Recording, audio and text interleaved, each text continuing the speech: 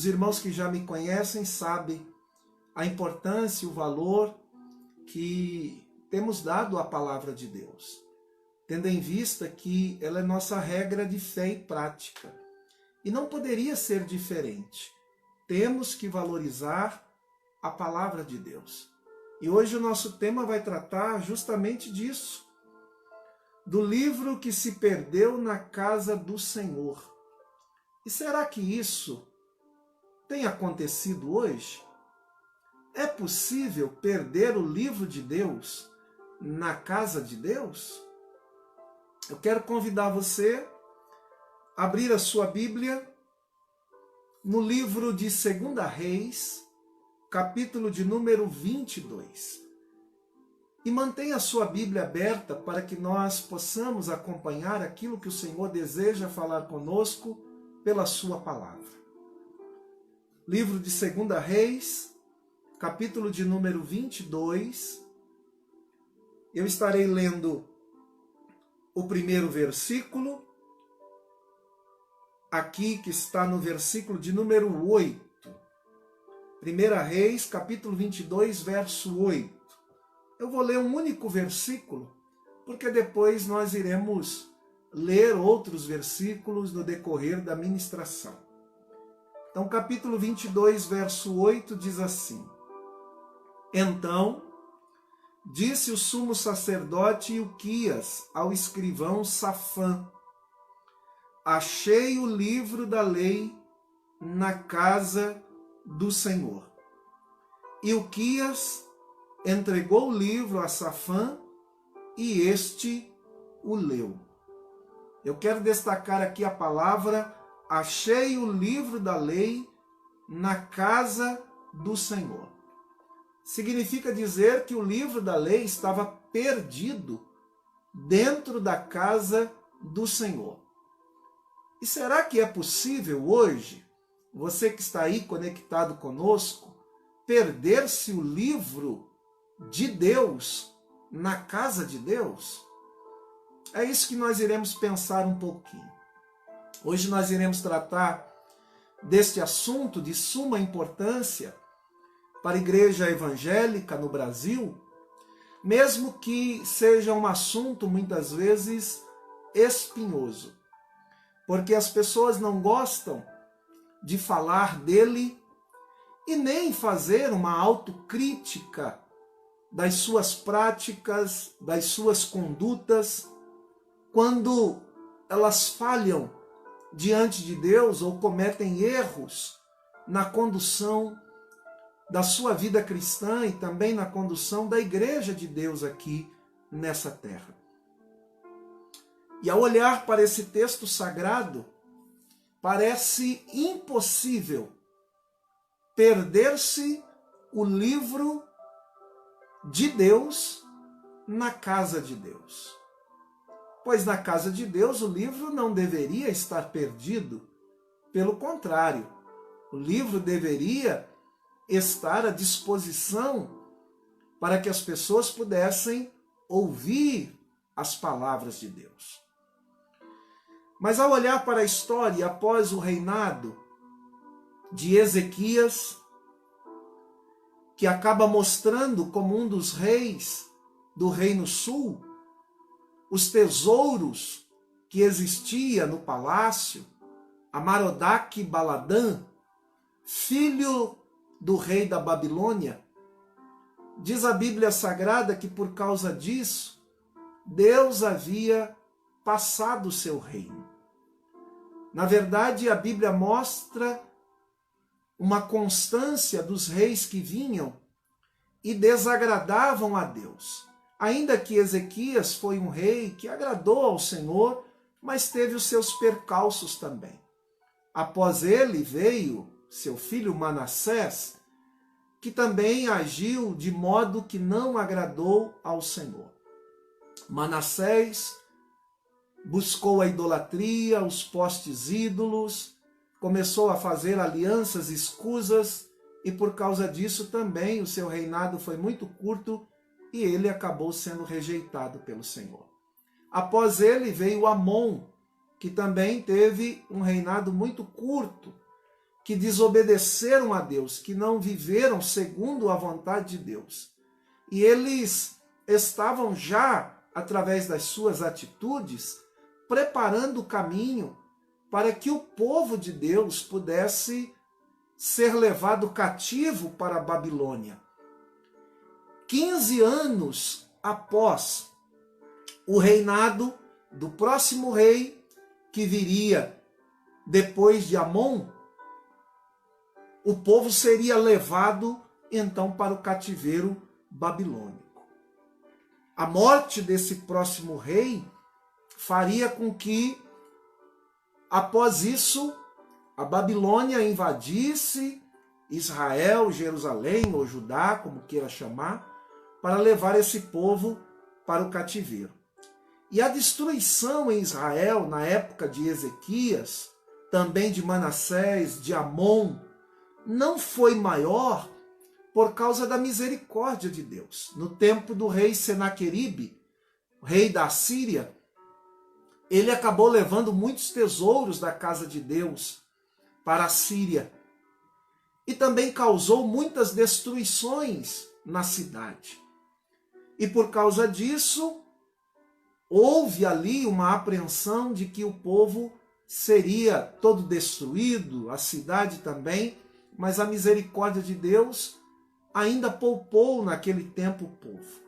Jerusalém não só havia sido destruída em algumas partes, mas não foi totalmente por um ato de milagre da parte de Deus.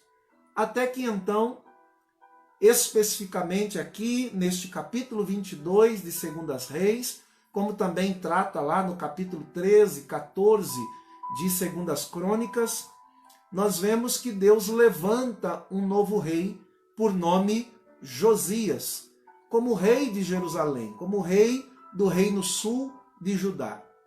E ele proporcionou a Israel, ao povo de Deus naquele tempo tão complexo, uma grande reforma religiosa, espiritual e também uma reforma na casa do Senhor.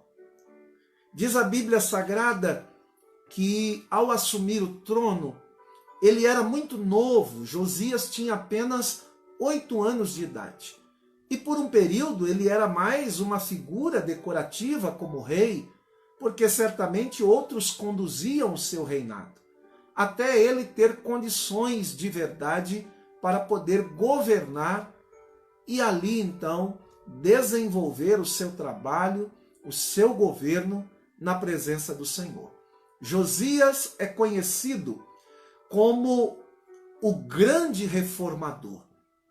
Comparado aos outros reis do reino norte, ou do reino sul, ele foi o único que colocou em prática os estatutos do livro da lei do Senhor. Como eu já disse, Ezequias foi um bom rei, mas teve os seus percalços, abriu os seus tesouros, e por causa disso Deus deu uma palavra que após a sua morte seria levado todos os tesouros e não ficaria nada em Jerusalém. Mas quando nós olhamos para Josias, ele tem uma comparação de uma qualidade de um rei que obedeceu os princípios do Senhor, que realizou uma reforma espiritual extraordinária e por isso, após o rei Davi, ele é considerado o melhor rei após Davi que agradou ao Senhor. Ele teve um reinado de paz, um reinado de prosperidade e um reinado com grandes reformas, inclusive reformas espirituais. Josias reinou por um período de 31 anos no reino sul de Judá, entre os anos 640 e os anos 609 a.C. Mas tudo isso aconteceu porque o rei Josias, primeiro, ainda jovem, propôs buscar ao Senhor. Num tempo em que os reis já vinham desobedecendo a Deus e estavam já caminhando para no futuro próximo serem levados ao cativeiro, por causa do sincretismo religioso, por causa da idolatria, por causa dos postes ídolos estabelecidos, por causa do desvio espiritual e moral do povo de Deus, a cidade estava sendo destruída aos poucos. E tinha algo que estava perdido dentro da casa do Senhor, que era o próprio livro do Senhor. Mas Josias se destaca diante daqueles reis que eram seus avós, seu pai, e ele então segue na mesma linha do rei Davi, sendo considerado o melhor rei após Davi. Porque a qualidade dos reis também era observada pelo Senhor e mencionado na sua palavra, principalmente daqueles que não se voltavam aos ídolos pagãos, aqueles que não se voltavam para a idolatria, mas daqueles que preservavam o princípio, o valor de servir unicamente a Deus diante das outras nações.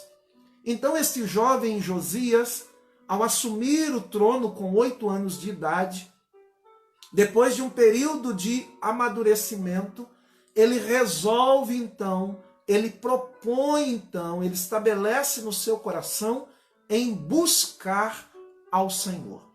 Versículo 1 e 2, aí de 2 Reis 22 diz: tinha Josias 8 anos de idade, quando começou a reinar, e reinou 31 anos em Jerusalém. Sua mãe se chamava Gédida ou Gedida, e era filha de Adaías, de Boscate. Fez ele o que era reto perante o Senhor, andou em todo o caminho de Davi seu pai, e não se desviou nem para a direita e nem para a esquerda. Aqui está o segredo do rei Josias, em agradar ao Senhor, em viver para servir ao Senhor, em não se desviar nem para a direita e nem para a esquerda.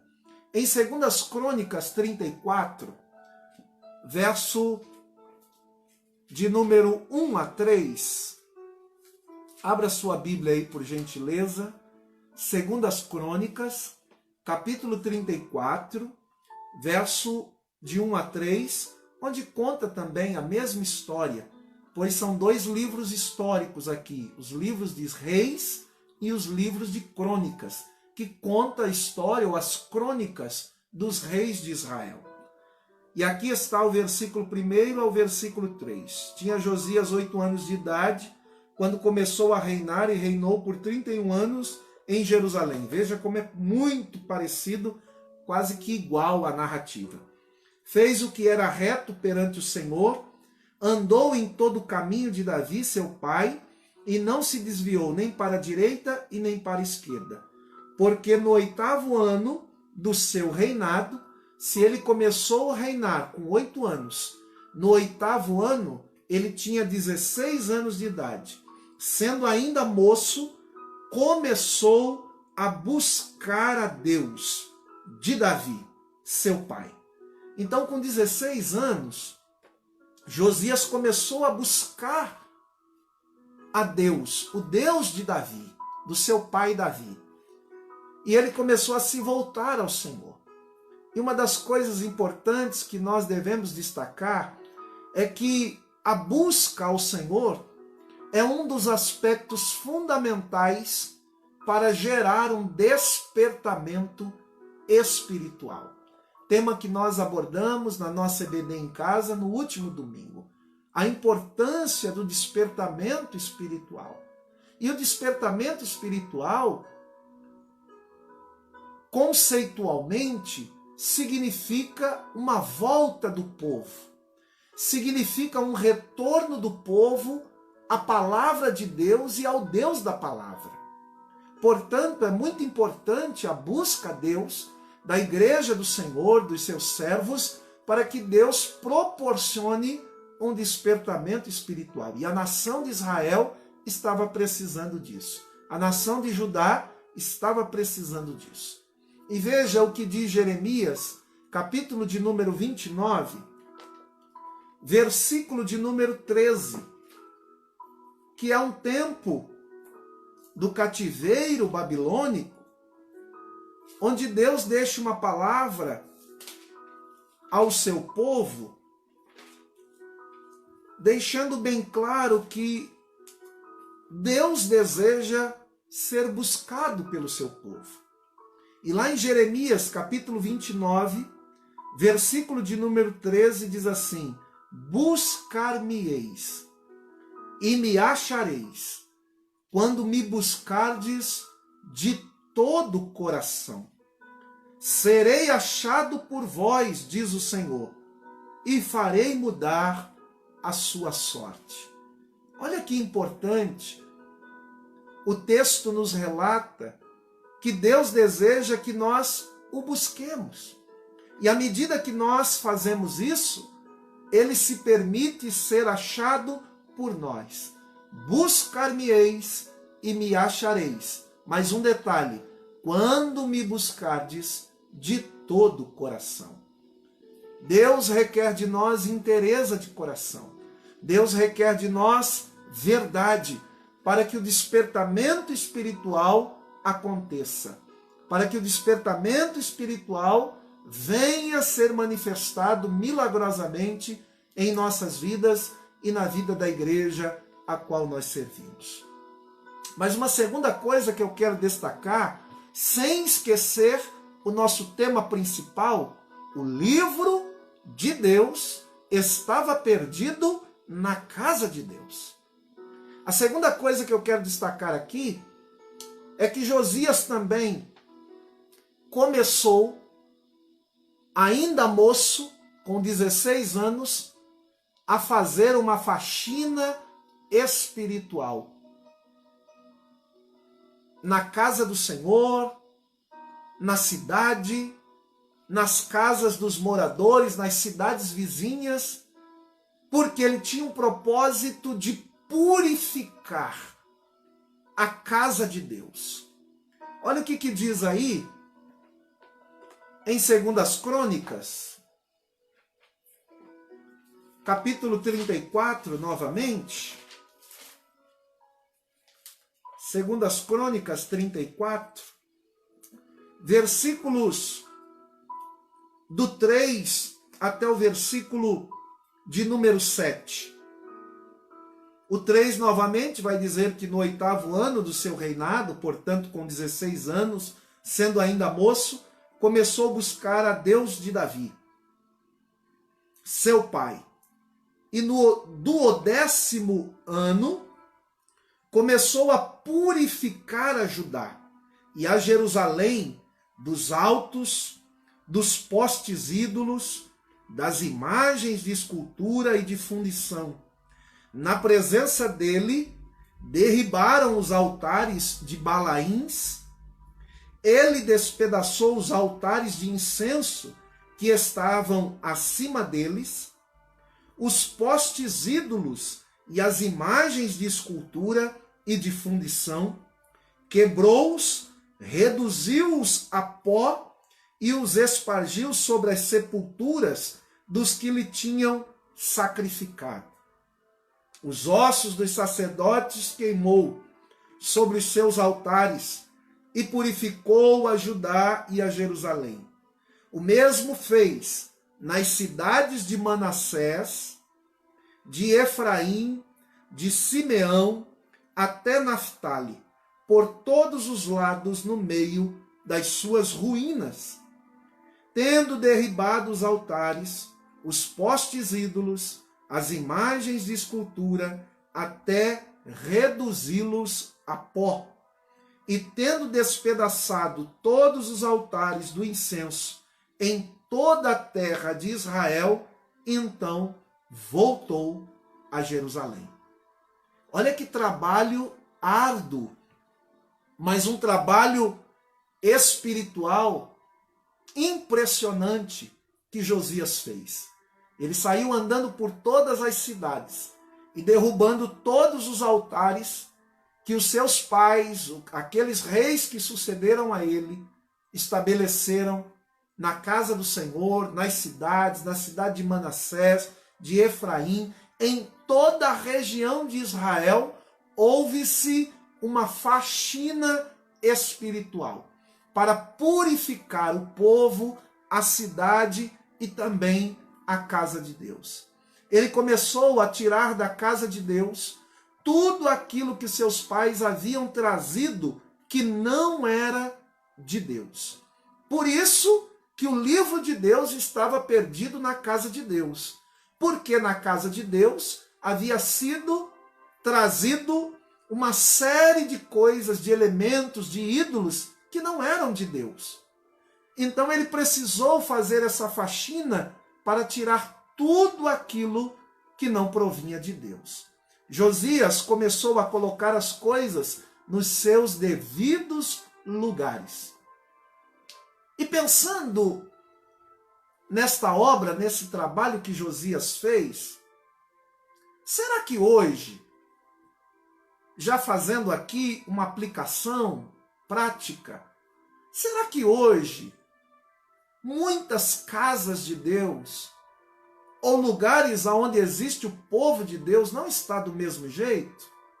Será que não há uma necessidade de fazer uma faxina espiritual para colocar as coisas de Deus nos seus devidos lugares? Para que se ache o livro de Deus que muitas vezes está perdido na própria casa de Deus? O que você acha disso? Mande aí nos seus comentários.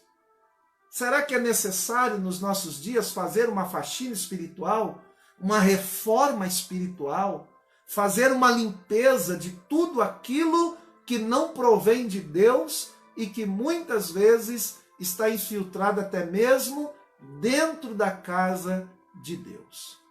É muito sério o que nós estamos aqui falando e compartilhando, pois nós não podemos, de forma alguma, substituir aquilo que é de Deus por aquilo que não é de Deus.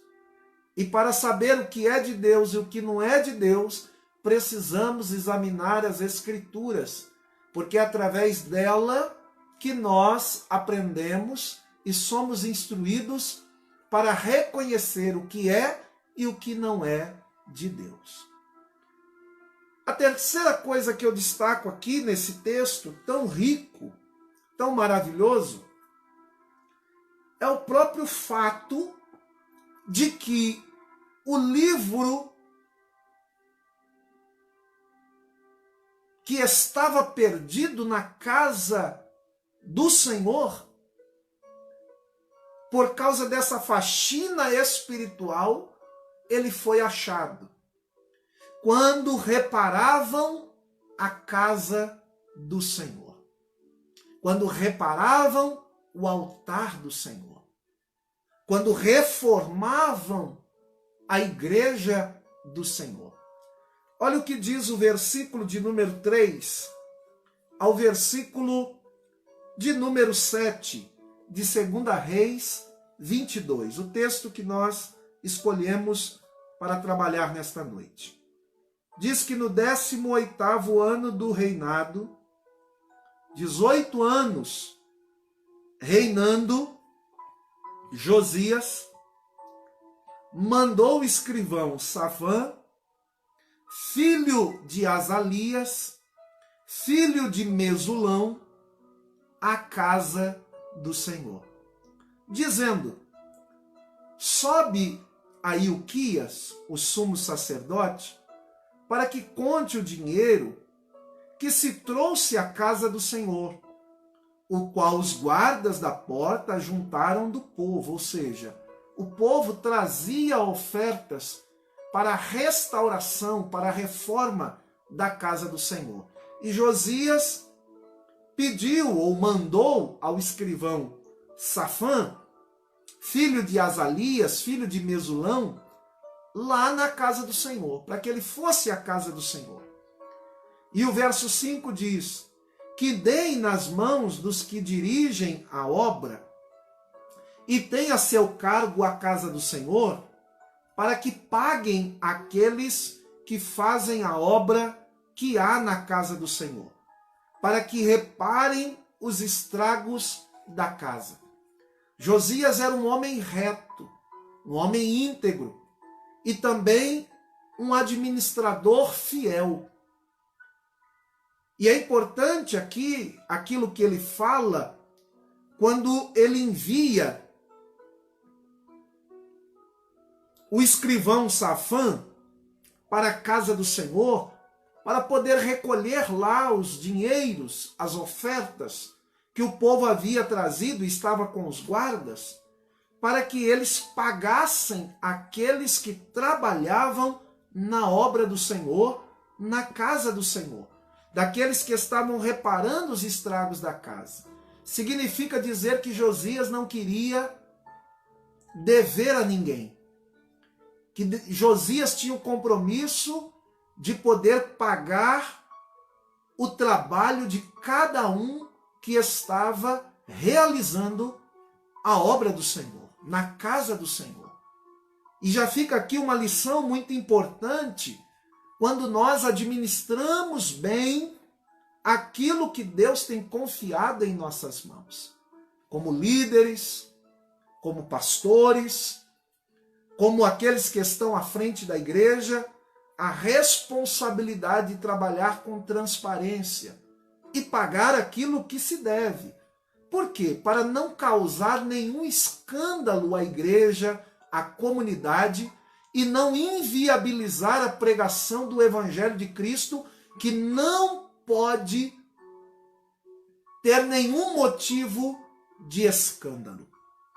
Então Josias dá esta determinação, esta ordem, para que os carpinteiros, os edificadores, os pedreiros pudessem receber a sua paga, o seu salário, e comprassem madeiras, pedras, para continuar reparando a casa do Senhor. O verso 7 diz assim: porém, não se pediu conta do dinheiro que lhes entregara nas mãos, porquanto procediam com fidelidade. Olha que coisa importante aqui. Havia uma dedicação daqueles que trabalhavam e eles agiam com fidelidade. Aqui há um exemplo para todos nós como se deve administrar a casa do Senhor, a obra do Senhor, com honestidade e com fidelidade. É o que o texto bíblico vai deixar bem claro para nós. Ele poderia requerer contas, ele poderia pedir que eles fizessem uma prestação de conta, porquanto ele não quis fazer. Por quê? Porque através das atitudes, ele via e sabia que eles procediam com fidelidade.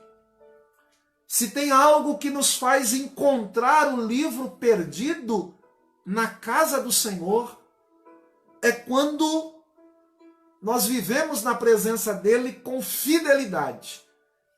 E então este livro jamais ficará perdido na sua casa. O livro que estava perdido agora foi achado. Versículo de número 8, que é o versículo que eu li aqui no início. Então disse o sumo sacerdote Elquias ao escrivão Safã: achei o livro da lei na casa do Senhor. E Elquias entregou o livro a Safã, e este o leu. Ainda em 2 Crônicas, capítulo 34, versículos de número 14 a 15, nos diz assim: quando se tirava o dinheiro que se havia trazido à casa do Senhor, Ilquias, o sacerdote, achou o livro da lei do Senhor, dado por intermédio de Moisés. Então disse Uquias ao escrivão Safã: achei o livro da lei na casa do Senhor. O livro estava lá, todavia estava perdido há muito tempo. Achei o livro da lei na casa do Senhor. Parece incrível. O livro da lei do Senhor estava perdido dentro da casa do Senhor. E Uquias, ao achá-lo, entrega a Safã e este lê o livro.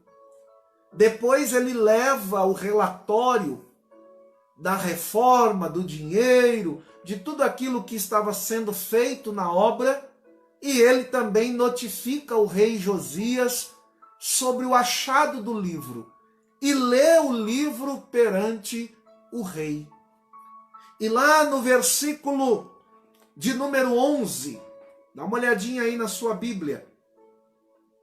Após o sacerdote Uquias, verso 10, final, me entregou um livro, e Safã leu diante do rei. Verso 11. Tendo o rei ouvido as palavras do livro da lei, rasgou as suas vestes. Por que Josias rasgou as suas vestes? Porque ele faz este ato de lamento, este ato que demonstra que algo errado estava acontecendo. Porque Josias, ao ouvir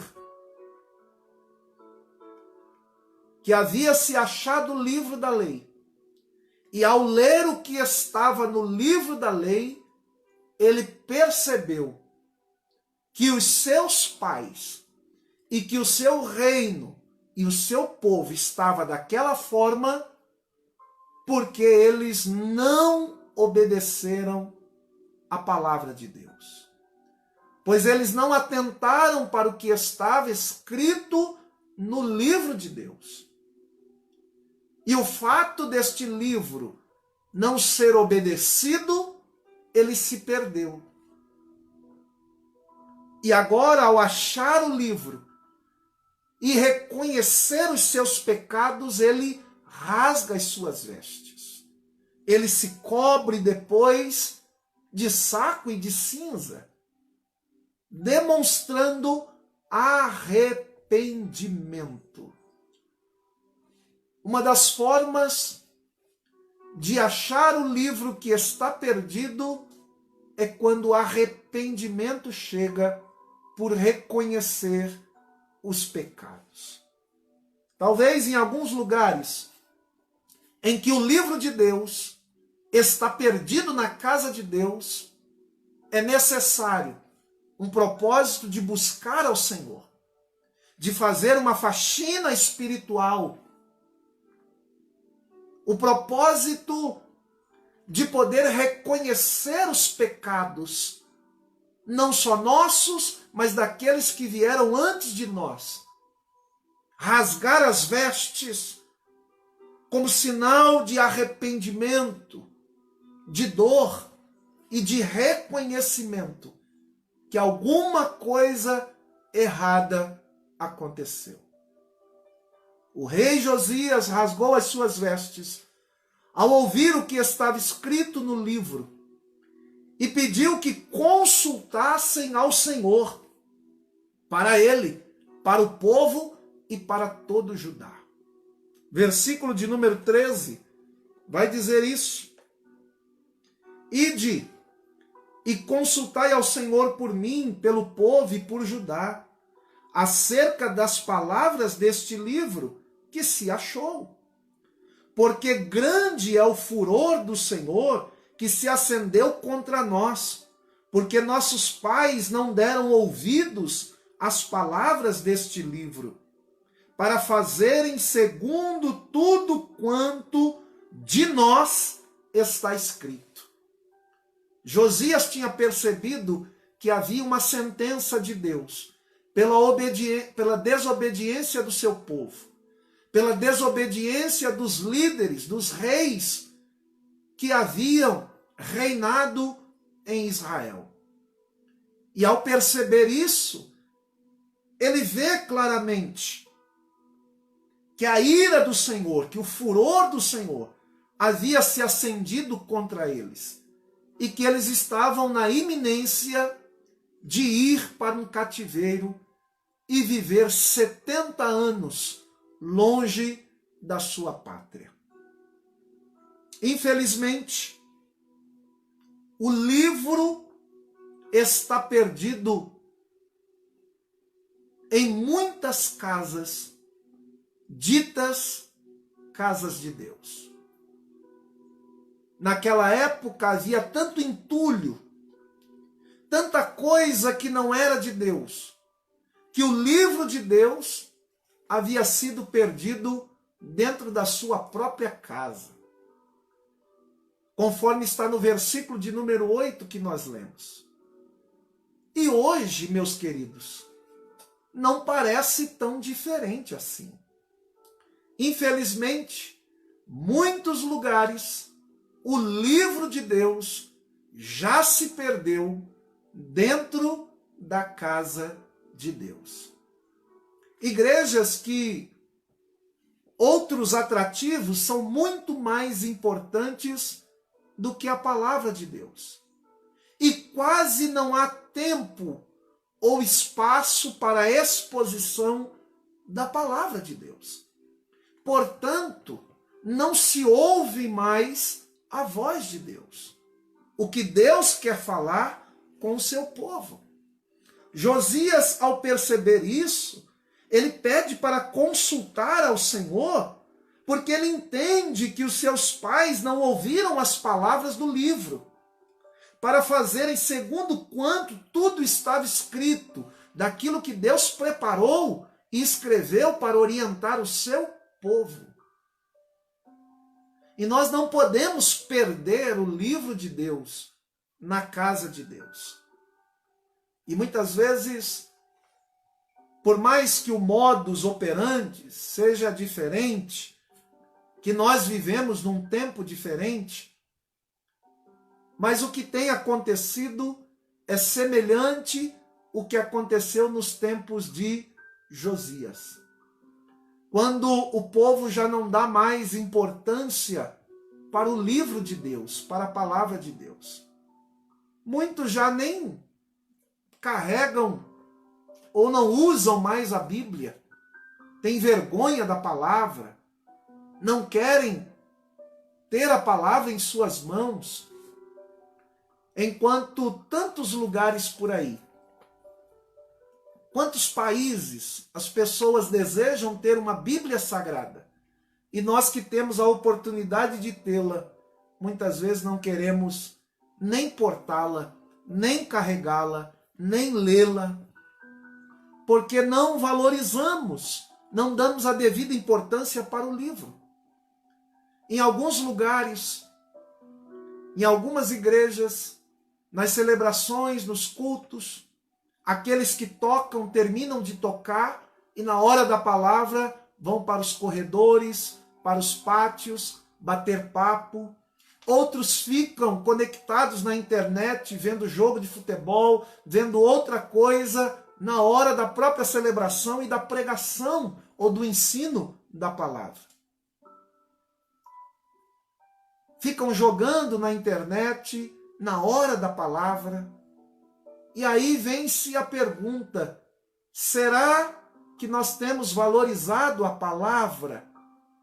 Será que esta palavra já não está perdida como palavra do Senhor dentro da casa do Senhor? Outras vezes, igrejas cujas pessoas são analfabetas de Bíblia, pois não se estimula a leitura, o estudo, o conhecimento da palavra. E alguns usam até um jargão dizendo que esse negócio de conhecer a palavra, de estudar a Bíblia, ler a Bíblia, teologia, não precisa não, o negócio é poder de Deus. Poder de Deus sem palavra de Deus não é poder de Deus. Poder de Deus sem a ação do Espírito de Deus, que usa a palavra como espada, não é ação de Deus. É meninice, é brincadeira, é gente querendo aparecer, menos poder de Deus, porque o poder de Deus não está dissociado da sua palavra.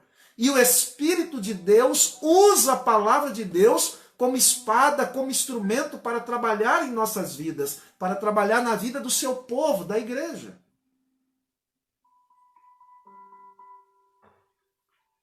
E muitas igrejas, o povo estão no analfabetismo bíblico, porque não se ensina a palavra, não se prega a palavra, não há centralidade nas escrituras sagradas.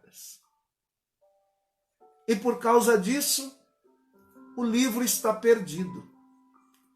Nós, assembleanos, nos orgulhamos muito de ser uma igreja que valoriza a palavra, que não abre mão da palavra. Todavia, nós temos uma deficiência muito grande de interpretar a palavra, de fazer uma boa exegese da palavra, de conhecer a palavra como ela é. A maioria acaba repetindo aquilo que os outros falam, sem ser um bereano, analisando as escrituras para ver se é isso mesmo que está escrito. Porque não basta ler a palavra, é preciso estudar a palavra, conhecer a palavra, para que não sejamos enganados. Precisamos valorizar o ensino e a pregação expositiva da palavra. O que é isso, pastor? É abrir a palavra e deixar Deus falar por si só, pela sua palavra, sem os nossos achismos, sem a nossa interferência. Expor a palavra como ela é. E nós temos uma deficiência muito grande, digo nós evangélicos, nos púlpitos das nossas igrejas. Há uma escassez muito grande de consistência e de profundidade na palavra. Lugares que são verdadeiros desertos espirituais, onde as pessoas estão sedentas para conhecer a palavra, para saciar a sua sede espiritual de Deus, que é uma fonte inesgotável. É como uma fonte de água cristalina, inesgotável, e nós precisamos saciar a sede das pessoas. Alguns lugares, pasmem os senhores, igrejas que dizem que o povo é proibido ler a Bíblia, porque ler a Bíblia deixa o povo louco. Só se for louco por Deus, louco por Jesus. Porque ler a Bíblia, estudar a Bíblia, nos faz conhecer o Deus que nós professamos, o Cristo que nós servimos. Nos faz conhecer e ter mais intimidade com Deus, porque Deus se revela pela sua palavra. E à medida que nós conhecemos a palavra, nós conhecemos mais a Deus. E alguns lugares proíbem, porque eles não querem que o povo tenha o conhecimento da palavra para não serem questionados. Porque a verdade, ela nos liberta. Quando João escreve capítulo 8, ele diz, no versículo de número 32, conhecereis a verdade, e a verdade vos libertará. E nós precisamos conhecer a verdade, para que os grilhões, para que as amarras espirituais caiam por terra. A palavra do livro do Senhor gerou temor no rei Josias. Ainda que historicamente já era tarde para reverter o juízo de Deus, pois o juízo de Deus já estava decretado. O povo iria ser levado para a Babilônia. Todavia, mesmo que a atitude de Josias não podia mais reverter o juízo de Deus sobre o povo de Deus, Deus, ele ouve o clamor sincero do rei Josias e dá uma palavra a ele. Olha aí o versículo de número 18 ao versículo de número 19.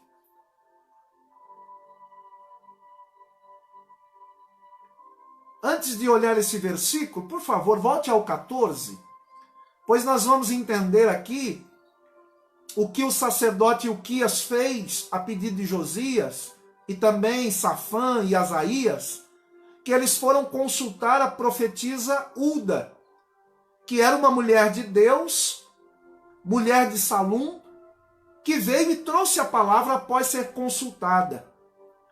E ela diz lá claramente, no versículo de número 15, ela lhes disse: assim diz o Senhor, o Deus de Israel, dizei ao homem que vos enviou aqui, dizei a Josias, assim diz o Senhor, eis que trarei males sobre este lugar e sobre os seus moradores, a saber, todas as palavras do livro que leu o rei de Judá.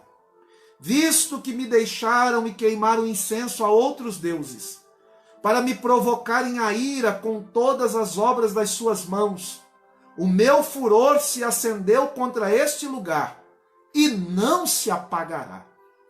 A profetisa entregou a palavra de Deus, dizendo que Deus iria cumprir tudo aquilo que o rei Josias havia ouvido da sua palavra. E não iria ser revogado isso.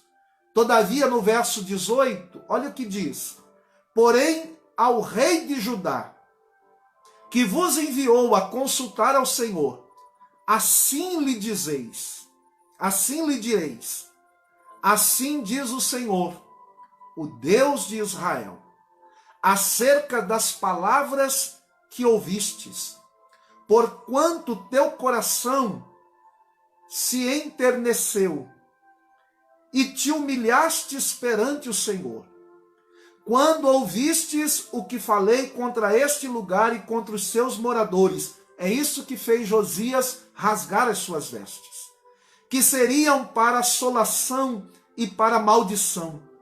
E rasgastes as tuas vestes, e chorastes perante mim. Também eu te ouvi, diz o Senhor. Então o Senhor ouve a sua oração.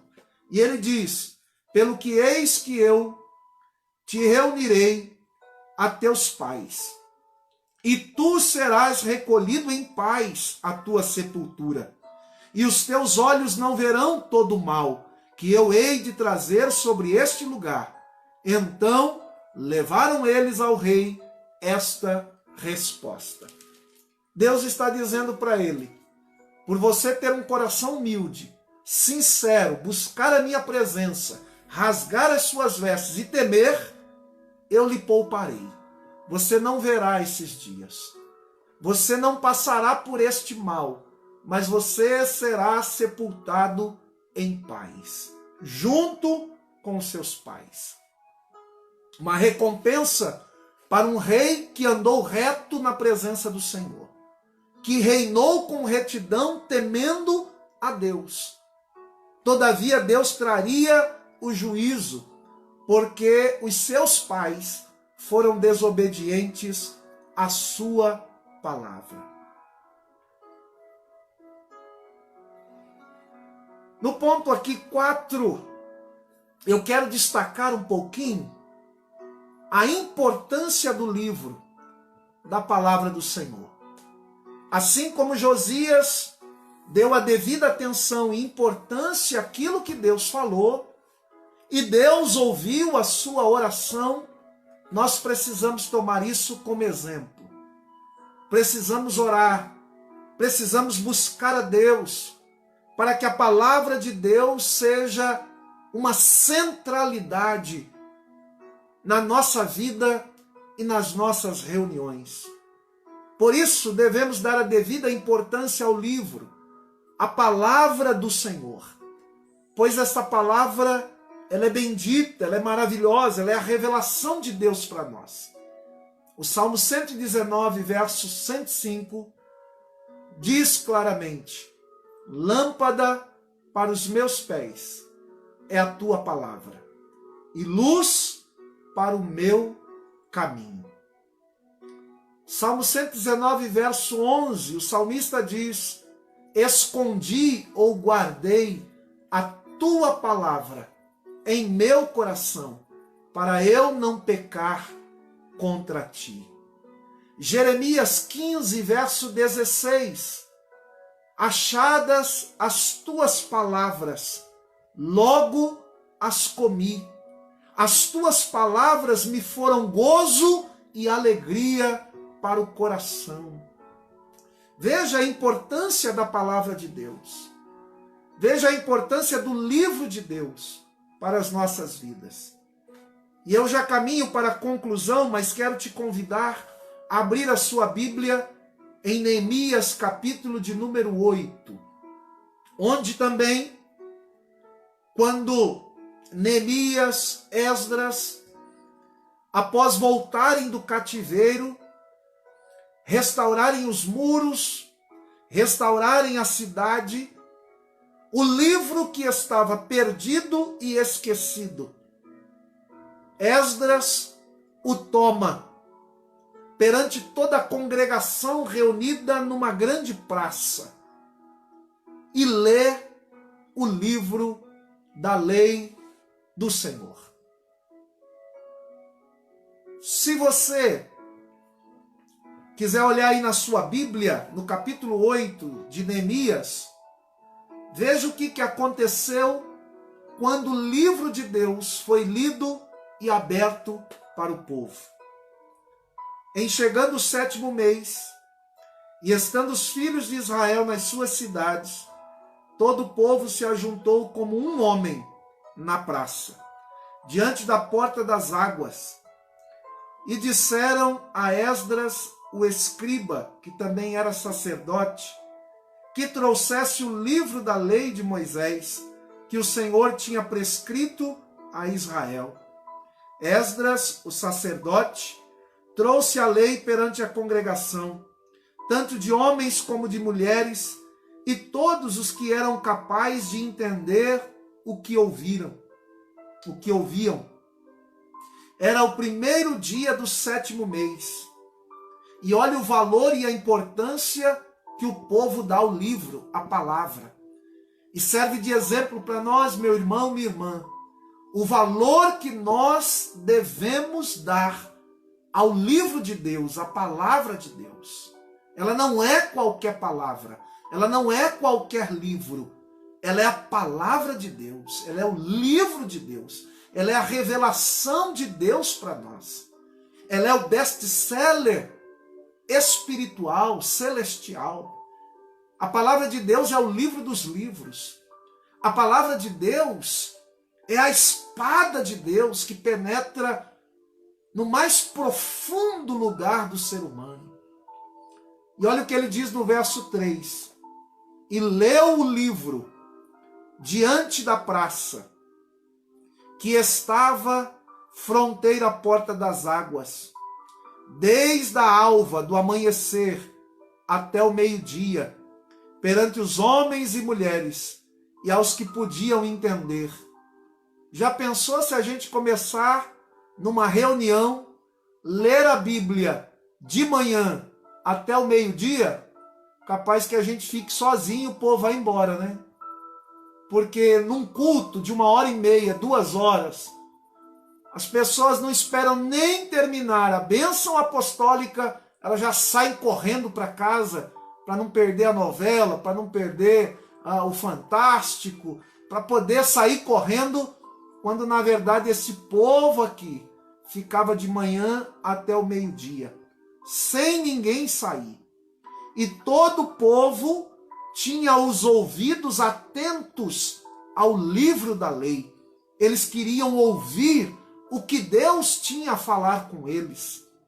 Esdras, o escriba, estava num púlpito de madeira que fizera para aquele fim. Estavam em pé junto a ele, à sua direita, Matitias, Sema, Anaías, Urias, Ilquias, Maacéias, e à sua esquerda, Pedaías, Misael, Malquias, Razum, Rasbadana, Zacarias e Mesulão. Esdras abriu o livro à vista de todo o povo. Abrir aqui em dois sentidos. Abrir o livro no sentido de desenrolar o livro, mas também abrir no sentido de explicar, de ler o livro, abrir o entendimento das pessoas para que elas compreendessem o que está no livro. Este é o papel nosso como líder, como pastor, como educador cristão, como ensinador da palavra. Nós temos que abrir o livro perante o povo e abrir o livro para o povo, para que haja compreensão, entendimento, porque nós só podemos praticar aquilo que nós entendemos da parte de Deus. E esse é o nosso papel. Que pena que nós temos um número muito limitado de pessoas que conseguem explicar o livro, que conseguem pregar com consistência o livro, que conseguem instruir e explicar ao povo o livro. Eu fico com dó em alguns lugares que é um verdadeiro deserto espiritual, que a pessoa vai contar sobre as catracas da empresa, ela vai contar como que funcionavam os projetos lá no serviço, vai contar um monte de história, mas não consegue explicar e fazer o povo entender o livro, porque nem ele mesmo entende. Há uma deficiência muito grande de alguns líderes abrir o livro e explicar o livro como ele é, e não como ele acha que é. Nós precisamos tomar muito cuidado para não ficar pregando as nossas palavras, aquilo que a gente gosta, ou aquilo que a gente quer, ou a gente acha que é. Nós precisamos abrir o livro e deixar o livro falar aquilo que Deus quer falar com a sua igreja e com o seu povo. Portanto, valorizemos o livro. Valorize se você tem ensino. Valorize se você tem uma boa instrução na palavra, porque isso é fundamental para uma vida cristã de qualidade e de obediência a Deus. Esdras abriu o livro à vista de todo o povo, porque estava acima dele. Abrindo ele, todo o povo se pôs em pé. Reverência diante do livro de Deus. Esdras bendisse ao Senhor, o grande Deus, e todo o povo respondeu: Amém, Amém. E levantando as mãos, inclinaram-se e adoraram o Senhor com o rosto em terra. E Jesua, Bani, Serabias, Jamim, Acube, Sebatai, Odias, Maceias, Quelita, Azarias, Zorabade, Anã, Pelaías e os levitas ensinavam o povo na lei. Hoje eu ouço algumas pessoas falar: eu sou levita, eu sou levita. Levita, além de trabalhar muito na época, por ser da linhagem de Levi, tinha a responsabilidade de conhecer Bíblia. Tem gente que se diz levita, nem Bíblia tem. Nem Bíblia leva para o culto. Nem Bíblia lê. Que levita é esse? E levantaram as mãos e se inclinaram e adoraram. E o povo estava no seu lugar. Leram no livro, na lei de Deus, claramente, dando explicações de maneira que entendesse o que se lia. Olha a responsabilidade nossa de instruir o povo e de explicar a palavra ao povo, ao ponto do povo entender o que se lê. Neemias, que era o governador, e Esdras, sacerdote e escriba, e os levitas que ensinavam todo o povo, lhe disseram: este dia é consagrado ao Senhor vosso Deus, pelo que não pranteeis nem choreis, porque o povo estava chorando ao ouvir as palavras da lei de Deus, ao ouvir as palavras do livro de Deus, que estava esquecido, que estava perdido, porque todo o povo chorava ouvindo as palavras da lei. Verso 10, disse-lhes mais: ide, comei carne gordas, tomai bebidas doces, e enviai porções aos que não têm nada preparado para si, porque este dia é consagrado ao Senhor. Portanto, não vos entristeçais, porque a alegria do Senhor é a nossa força. Os levitas fizeram calar todo o povo, dizendo: calai-vos, porque este dia é santo, não entristeçais. Pois era um dia de grande alegria ao ouvir as palavras do Senhor.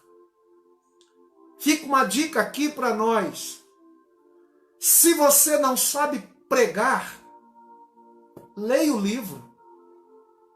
Se você não sabe ensinar, leia o livro. Mas não abandone o livro. Que o Senhor nos ajude, nesse tempo presente, a não viver o que Josias viveu em seu tempo por causa dos seus pais. Em ver o livro do Senhor perdido na casa do Senhor. Que Deus nos ajude a não perder o livro, a não perder a centralidade da palavra de Deus em nossas vidas. Que o Senhor nos ajude a compreender a importância que este livro tem para nós. São palavras de Deus, palavras de vida eterna. Este livro é que nos conduz ao caminho da salvação eterna. Que nós possamos valorizar o livro e que Deus tenha misericórdia de alguns lugares que já perderam o livro e que haja um despertamento espiritual para que este livro seja uma centralidade na vida do povo de Deus, na vida dos evangélicos, que não estão só preocupados com dinheiro, com finanças. Nós precisamos estar preocupados em instruir o povo com o livro. Porque um povo abençoado, um povo alimentado, um povo que conhece a lei de Deus e o livro de Deus, esse povo tem um coração voluntário para contribuir e para abençoar a obra de Deus, porque o povo é bom. Que Deus nos ajude, que Deus nos abençoe, e louvamos a Deus que em nossas vidas este livro não está perdido, mas este livro tem sido internalizado em nosso coração e em nossa mente para louvor e glória do nome do Senhor.